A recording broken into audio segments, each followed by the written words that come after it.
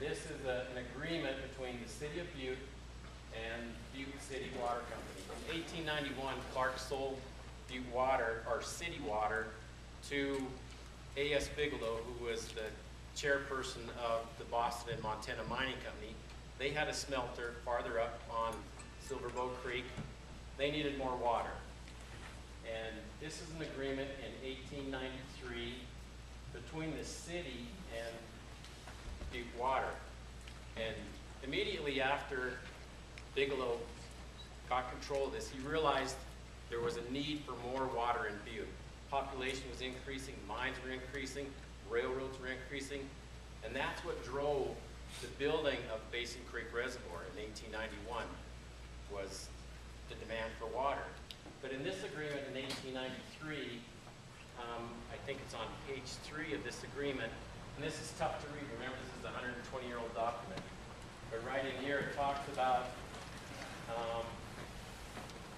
and that all water furnished to the said City of Butte or for inhabitants thereof during the term of this contract shall be furnished from its reservoir in Basin Gulch or from a source of its tributaries, and be pure and wholesome and of good quality, and that no sewage water or water from any of the creeks on the flat south of the City of Butte shall be pumped into the said city for consumption or use.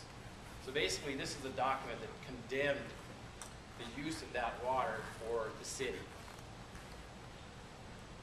And of course, you guys all know that the settlement was for groundwater in Butte Area 1, and that this pump house was actually right in the middle of Butte Area 1, which extends from Texas Avenue along the old Silver Bow Creek Channel all the way down to where I-90 crosses over Silver Bow Creek at the west end of town. And so just this is my back of the envelope calculation. So from 1891 to 2011, it's 120 years, and that system produced 250,000 gallons a day. And so if I took this number off the EPA website, it's $2 per 1,000 gallons is what the going rate is for potable water. And so if you calculate that, 250,000 gallons a day for 120 years at $2 a gallon, it's basically lost use of that water is worth $21.9 million. And our settlement was for $28,050,000.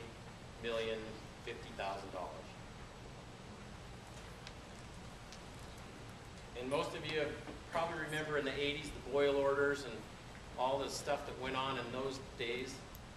And we kind of think tonight we're going to hear a new idea, but actually City I is still relating water. And this is Jim Shalini, who at the time was the head of Butte Water, and this was his thoughts back in December of 1986. And he wanted to access Silver Lake to use and distribute in Butte.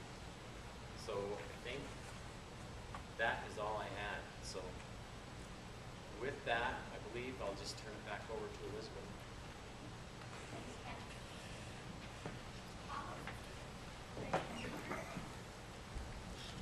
Well, thanks, Elizabeth, and thanks for everyone that showed up tonight. I think when you read the article in the paper today, it probably spurred some interest. When you read the article in the paper today, it probably spurred some interest, and some people showed up today to hear what we have to say. First off, I just want to thank BNRC, the council. This is good work that you put together, and now really comes the time when is the fun part, I think. So let's start looking at good projects for the community. When you look at your guiding document, just like Pat was saying, it's really based off of the lost groundwater and surface water resource, and then also the damages been done to the natural resource. And so with that in mind, we've got a couple of projects that will be presented tonight. Looking at the alternatives that we'll put forward, I hope that you will have some questions. And as we go through this, we're talking about the $28 million that Pat mentioned. But when we look at the projects that Butte Silver Bow is putting forward, we have more projects than could ever be paid for out of Butte Area 1. We're looking at the entire pot of NRD money. So when you see the project that, especially when we're talking about Silver Lake, Basin Creek, and how do we bring all of our water resources together for the community, and our overall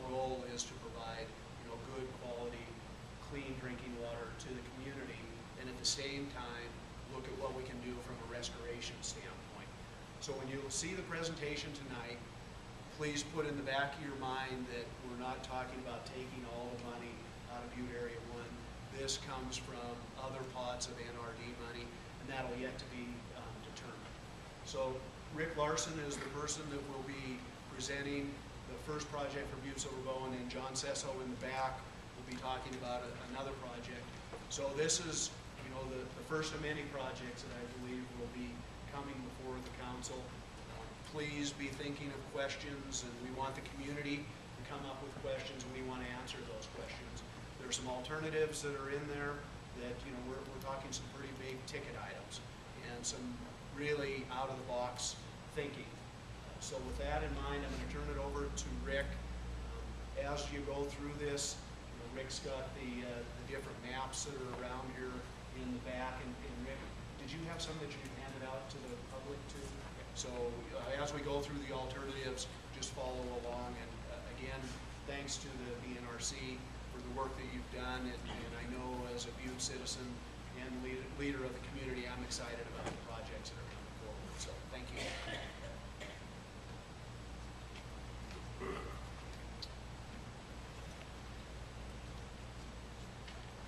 Thank you, Paul.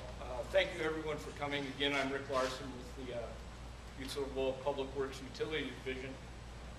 I'll jump right into the presentation because I know a lot of you probably have questions, and we'll try to answer as many of those as we can. I'll get right into the Butte water system, and I'll give just a little bit of an overview. I know we went through this in December, but there's some new faces here, so we'll do that again. The raw water supplies for our Butte domestic water system right now are derived from the Big Hole watershed, Basin Creek watershed, and the Molten watershed. The water system was brought into public ownership in 1992, after having served primarily as an industrial supply for over a century. Most of our water systems were built by the Anaconda Company, and they really were built to supply water for the mines.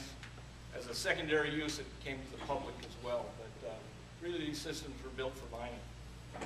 The system is in need of major capital improvements, and Butte has a long-standing history of issues with a health, safety, and reliable supply of drinking water to its customers.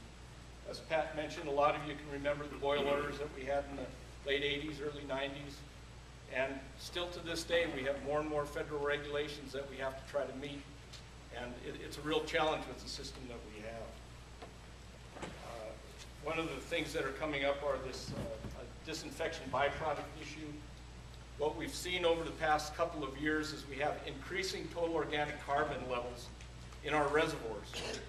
And this organic carbon mixes with our chlorine, and it causes disinfection byproducts. And we're really struggling to come into compliance with that. As I just mentioned, disinfection is completed in all three of our water sources, but only the Big Hole and the Molten sources filter the water.